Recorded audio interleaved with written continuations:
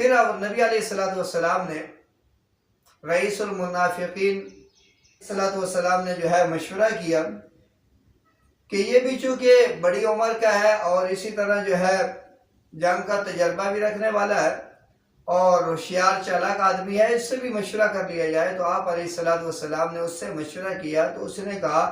کہ یا رسول اللہ صلی اللہ علیہ وسلم، ہم یہ تاریخ کے اندر بھی یہ بات لکھی ہے اور مشاہدہ بھی یہی ہے کہ مدینہ کے اگر اوپر کسی نے اگر حملہ کیا تو مدینہ والوں نے اگر مدینہ کے اندر رہ کے جو ہے اس کا جواب دیا، ان کے ساتھ جنگ کی، تو اللہ رب العزت نے ان کو جو ہے نقصان سے بچایا اور فتح عطا کی۔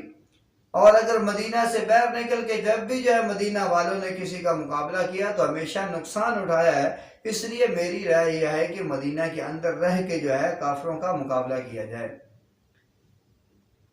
اور انہوں نے تو یہ مشورہ دیا، اور دوسرے بعض صحابہ اکرام رضوان اللہ تعالی علیہم اجمعین وہ جو تھے ان کو پتہ چلا کہ یہ جو ہے صحابہ اکرام نے یہ مشورہ دیا ہے، تو وہ آگے محمد الرسول اللہ صلی اللہ علیہ وسلم کے پاس اور آگے عرض کرنے لگے کہ یا رسول اللہ صلی اللہ علیہ وسلم، ہم جو ہے مدینہ کے اندر رہ کے کافروں سے مقابلہ نہیں کریں گے، بلکہ مدینہ سے باہر نکل کے کافروں سے مقابلہ کریں گے۔ اور ساتھ جو ہے وہ ان میں بعض وہ صحابہ بھی تھے جو بدر میں شامل نہیں ہو سکے تھے، تو وہ عرض کرنے لگے یا رسول اللہ صلی اللہ علیہ وسلم، ہم تو اللہ سے بار بار دعائیں مانگتے تھے کہ یا اللہ ہم کوئی ایسا موقع لا کہ ہم کافروں سے لڑیں اور ان کو قتل کریں، غازی بن جائیں، یا ان کی تلواروں سے قتل ہو کے ہم شہادت کا مرتبہ حاصل کر لیں اور ہم شہید ہو کر جنت کے اندر چلے جائیں۔ تو صحابہ کرام نے کہا یا رسول اللہ صلی اللہ علیہ وسلم، ہم تو اللہ سے یہ دعائیں کرتے تھے، اور اب اگر ایسا موقع آ گیا تو یا رسول اللہ صلی اللہ علیہ وسلم ہمیں اس شہادت کی موت سے محروم نہ فرمائیے، ہمیں جو ہے ان کے لیے باہر نکل کے مقابلہ کرنے کی اجازت دے دیجیے۔ اور پھر بعض صحابہ نے یہ بھی جو عرض کی یا رسول اللہ صلی اللہ علیہ وسلم، دیکھیے کفار اتنا بڑا لشکر لے کے آیا ہے، اگر ہم مدینہ کے اندر رہ کے مقابلہ کریں گے، باہر نہیں نکلیں گے، تو کہیں کافر یہ نہ سمجھ لیں کہ محمد کریم اور ان کے صحابہ جو ہے وہ ڈر گئے ہم سے، اس لیے مدینہ سے باہر نہیں نکل رہے۔ تو صحابہ نے عرض کی یا رسول اللہ صلی اللہ علیہ وسلم، ہم جو ہے ان کا مقابلہ بھی کریں گے اور یہاں رہ کے نہیں کریں گے، بلکہ باہر نکل کے مقابلہ کریں گے۔ اور حضرت حمزہ رضی اللہ تعالیٰ عنہ کے بارے میں تو واضح طور پر یہ آتا ہے حدیث کے اندر کہ حضرت حمزہ رضی اللہ تعالیٰ عنہ نے عرض کی یا رسول اللہ صلی اللہ علیہ وسلم، اللہ کی قسم میں کچھ کھاؤں گا نہیں، کچھ پیوں گا نہیں، جب تک میں مدینہ سے باہر نکل کے کافروں کا مقابلہ نہ کر لوں۔ تو میرے بھائیوں، ایک بات یہاں پر قابل ذکر اور سوچنے کی بات ہے کہ یہ جنگ ہے، اور جنگ کے موقع پر عام طور پر جو ہے لوگ کیا کرتے ہیں کہ ایسی صورت اختیار کرتے ہیں کہ اپنے آپ کو نقصان سے بچایا جا سکے۔ یہ اور ہے بھی یہ کہ حقیقت، لیکن قربان جاؤ محمد کریم کے صحابہ کے اوپر کہ محمد کریم کے صحابہ جو ہے فرماتے ہیں، عرض کرتے ہیں یا رسول اللہ صلی اللہ علیہ وسلم، ہم مدینہ کے اندر رہ کے بھی جو ہے مقابلہ نہیں کریں گے، کہیں ہمارا دشمن ہم کو بزدل نہ شمار کرے، ہمارا دشمن کہیں یہ نہ سوچنے لگ جائے کہ یہ جو ہے محمد کریم کے صحابہ جو ہے یہ جو ہے ڈر گئے ہم سے، اس لیے مکہ مدینہ سے باہر نہیں نکل رہے۔ تو فرمایا کہ ہم باہر نکل کے جو ہے مقابلہ کریں گے۔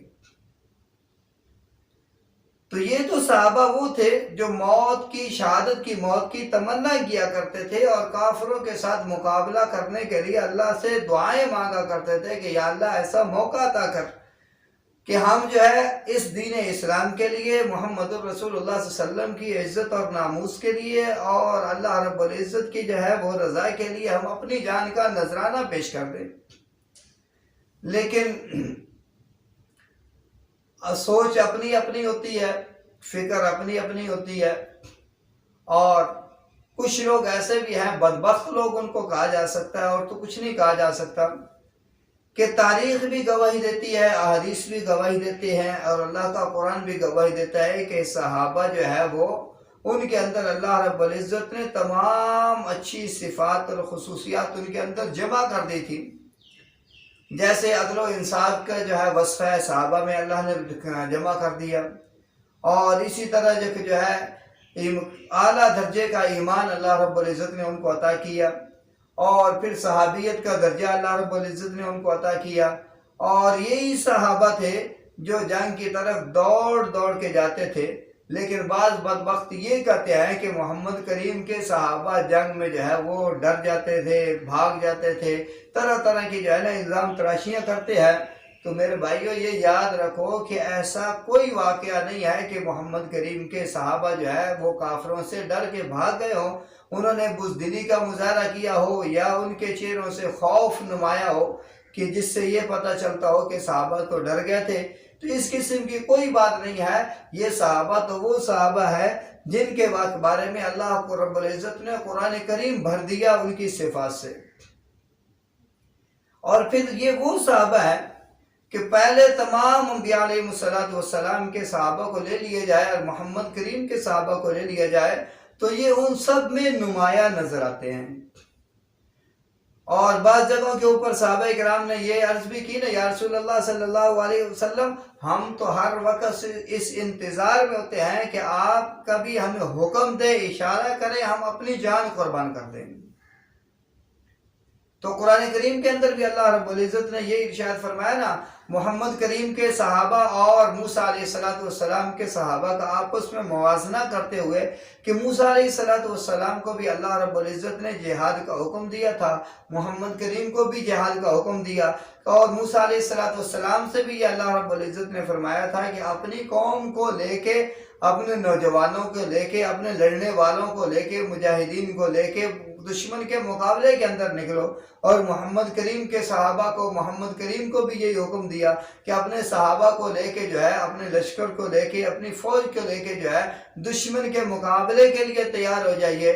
تو اب فرق یہ دیکھیں پہلے صحابہ میں، پہلے نبیوں کے صحابہ میں اور محمد کریم کے صحابہ کے اندر، کہ موسیٰ علیہ السلام کو جب حکم ہوا تو انہوں نے کہا اذهب انت وربك فقاتلا انا هاهنا قاعدون، کہنے لگے کہ موسیٰ اگر اتنا ہی جہاد کا شوق ہے، لڑائی کا شوق ہے تو اے موسیٰ تو جا، اذهب انت، اے موسیٰ تو جا، انت وربك، اور تیرا رب تیرے ساتھ جائے، فقاتلا، تم جا کے دشمنوں سے لڑے، انا هاهنا قاعدون، ہم نہیں لڑیں گے، ہم تو یہاں آرام سے بیٹھیں گے۔ تو یہ ان کے صحابہ تھے، لیکن ان کے مقابلے کے اندر محمد کریم کے صحابہ آ گئے تو صحابہ نے عرض کیا رسول اللہ صلی اللہ علیہ وسلم آپ نے اشارہ کرنا ہے، ہم نے اپنی گردنیں کٹوا دینی ہیں۔ تو یہ صحابہ تھے، یہ نہ بزدل بھی نہیں تھے اور کافروں سے ڈرنے والے بھی نہیں تھے۔ انہی کے بارے میں تو اللہ رب العزت نے فرمایا نا وَقَذَفَ فِي قُلُوبِهِمُ الرُّعْبَ، کہ کافروں کے دلوں کے اندر اللہ نے صحابہ کا رعب ڈال دیا ہے۔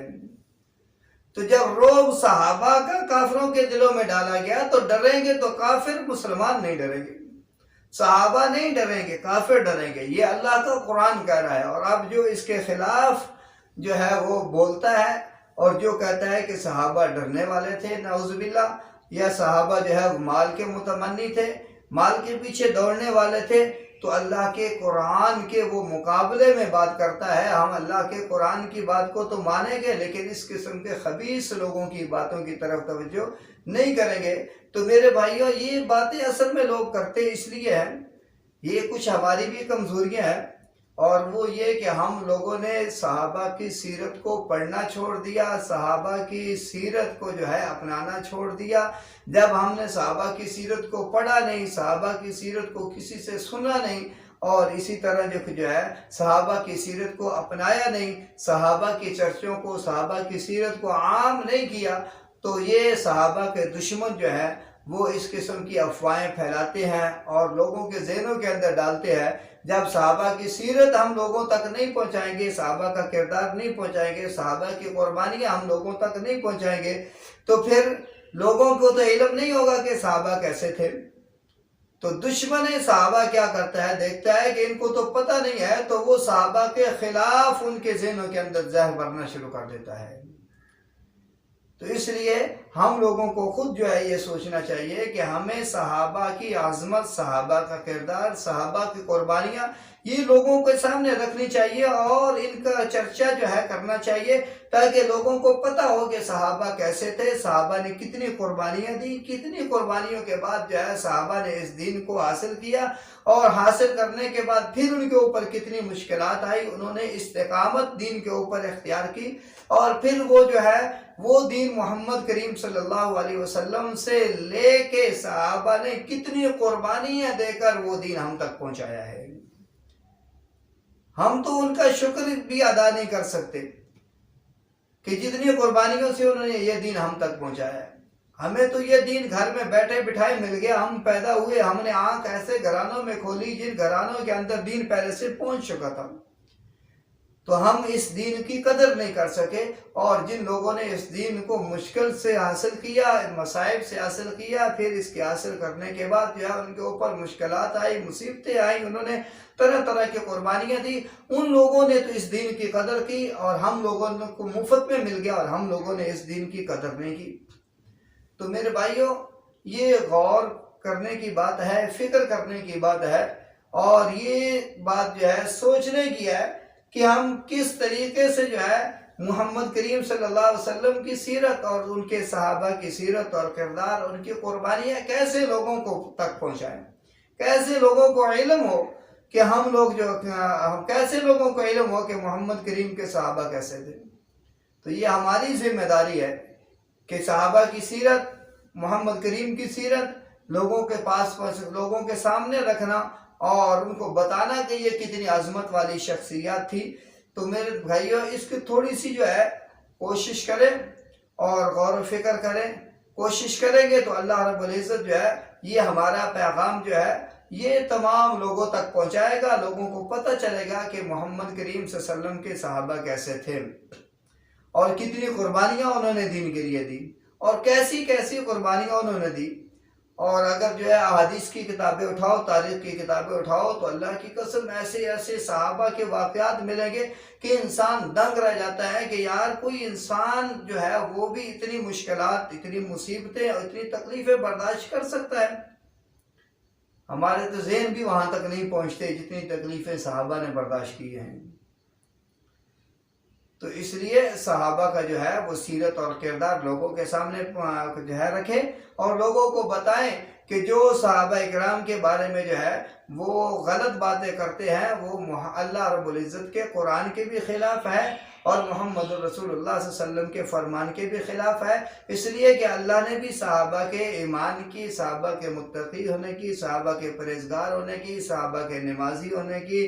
صحابہ کے جو ہے قتال کی، اور صحابہ کے عدل و انصاف کی، صحابہ کی تمام خصوصیات کی اللہ رب العزت نے گواہی دی، اور آخر میں سب سے بڑا انعام جو دیا رضی اللہ عنہ ورضوا عنہ کے ساتھ جو ہے وہ انعام دیا اللہ رب العزت نے کہ میں ان سے اتنا راضی ہو گیا، یہ مجھ سے راضی ہو گئے۔